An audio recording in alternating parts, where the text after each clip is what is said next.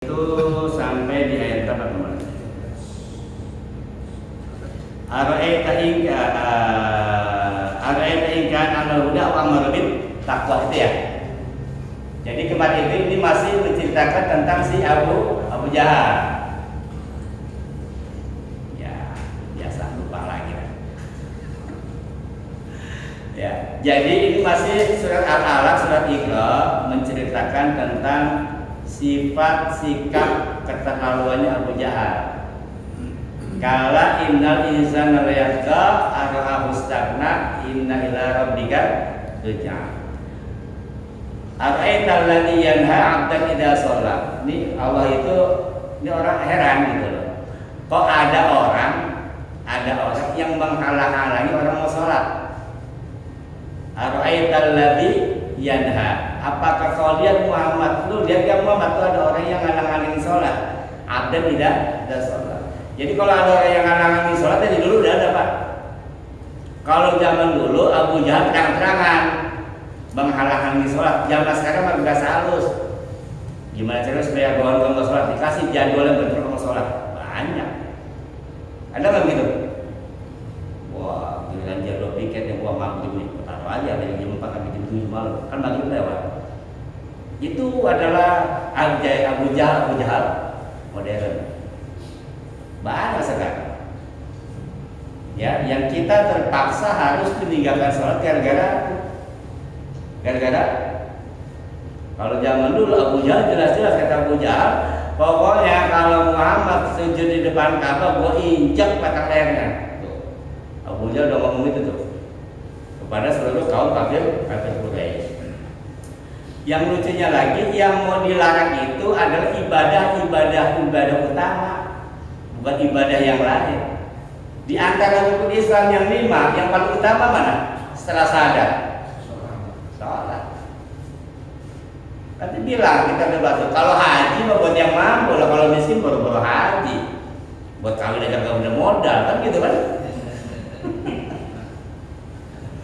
Jadi hanya buat yang mampu, kalau haji mah kagak mampu nggak wajib. Gugur nggak kewajiban. Puasa, kalau sakit, udah lumpuh, udah sakit, udah ucun, udah nggak mungkin sembuh lagi nih, ya udah tua, wajib nggak puasa? Wanita hamil, menyusui nggak wajib puasa tuh, gugur. Zakat, lagi zakat. Kalau pada saat bulan Ramadan mantap kita masih ada beras, kalau kagak nggak wajib juga. Nah kalau sholat, udah mulai bawah, namanya wajib.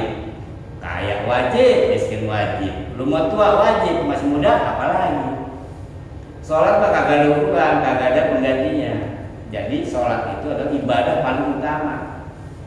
Ibadah yang paling utama, maka nggak bisa. Nah ibadah paling utama itu mau dihalang-halangin, gitu. Ini luar biasa nih orang, luar biasa.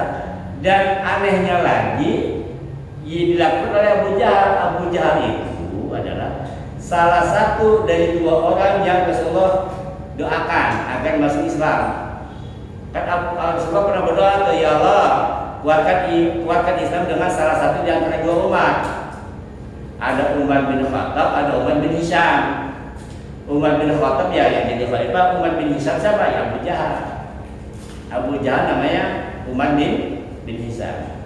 Nah suatu saat dia ngomong nih ke orang-orang bahwa dia akan menaburkan debu ke wajahnya Nabi Muhammad. Jadi mau dihitung dulu, mau diinjak batang lehernya, kepala diinjak lalu diawalin abu.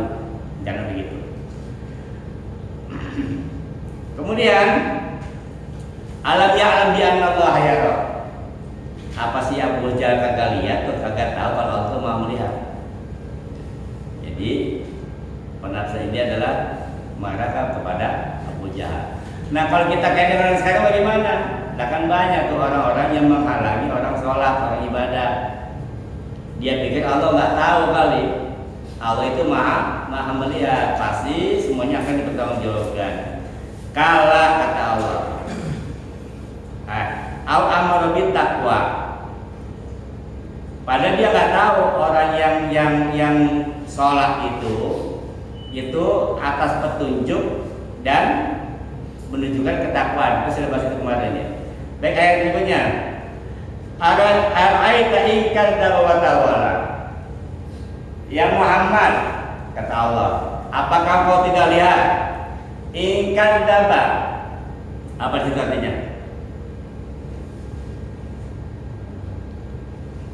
Ara'aita in kadzdzaba wa tawalla artinya apa itu? Mendustakan dan apa? Berpaling. Ara'aita in kadzdzaba, ya Muhammad, apakah kau tidak lihat? In kadzdzaba, ada orang yang berbohong, mendustai. Artinya apa? Maksudnya si Abu Jahal ini tidak mempercayai Nabi Muhammad. Tidak mempercayai Nabi Muhammad. Dia mendustakan Nabi Muhammad, mendustakan kenabiannya, mendustakan syariatnya. Tidak terima tuh. Nah, kata-kata istilah kadzdzaba, mendustakan atau tidak menerima itu adalah sebuah keyakinan. Orang itu kan bertindak atas keyakinan, Pak. Bapak nih berangkat pagi-pagi ke kantor, yakin, wah pokoknya kagak bakal macet, yakin, maka berani berangkat pagi, gitu kan? Yakinan. Bapak berani usaha ini, wah yakin bakal laku. Kenapa? Yakin. Jadi orang bertindak itu karena keyakinan. Ada orang, mohon maaf, sampai sekarang masih apa? Sesajen. Itu karena keyakinan mereka apa? Keyakinan mereka dengan sesajen itu hidupnya jadi tenang, gitu kan? Jadi orang bertindak itu ada dasar keyakinan. Nah, Abu Jahal ini dia berkeyakinan. Keyakinan dia apa? Dia mendustai, tidak mempercayai Nabi Muhammad. Kebalikan dengan Abu Bakar. Kata kadzdzaba itu lawannya as-siddiq. Kalau siddiq membenarkan, kalau kadzdzab mendustakan. Jadi lawannya Abu Bakar. Kalau Abu Bakar as-siddiq, kalau ini kadzdzab. Nah, Abu Jahal itu dia mendustai, tidak menerima apa? Nabi Muhammad sebagai Rasul dan sebagai dan syariatnya. Wa tawalla, karena dia tidak menerima, karena dia meyakini bahwa menurut dia yang benar. Wa tawalla, akhirnya apa tuh? Melampaui kelewatan. Jadi wa tawalla itu adalah buah dari kadzdzaba. Maksudnya apa? Orang bertindak itu karena keyakinan. Kenapa Bapak berani jualan ini? Karena saya yakin bakal laku. Itu karena keyakinan lah dia akan berbuat. Kenapa Bapak tidak apa? Kenapa Bapak tidak kerja? Saya yakin kok bakal dapat rezeki. Nggak kerja juga. Itu keyakinan, Pak. Udah nggak usah kerja, untuk Allah ngirim rezeki. Ya, itu keyakinan. Makanya nggak kerja. Udah kembali gitu, Pak. Ngapa lu nggak kawin itu udah jodoh? Ya karena keyakinan. Keyakinan itulah yang akan mempengaruhi usaha ikhtiar. Ada nggak orang bekerja usaha nggak keyakinan? Orang nih Pak, kalau nggak yakin nggak beres. Dagang aku mau coba-coba aja. Aku nggak tahu, aku mau coba-coba aja. Tapi keyakinan lah yang membuat orang berbuat. Nah, di dalam ayat ini Abu Jahal meyakini bahwa perbuatan dia benar. Mana perbuatan benar? Dengan menghalangi Nabi sholat, maka orang-orang akan melihat Nabi itu nanti jadi hina.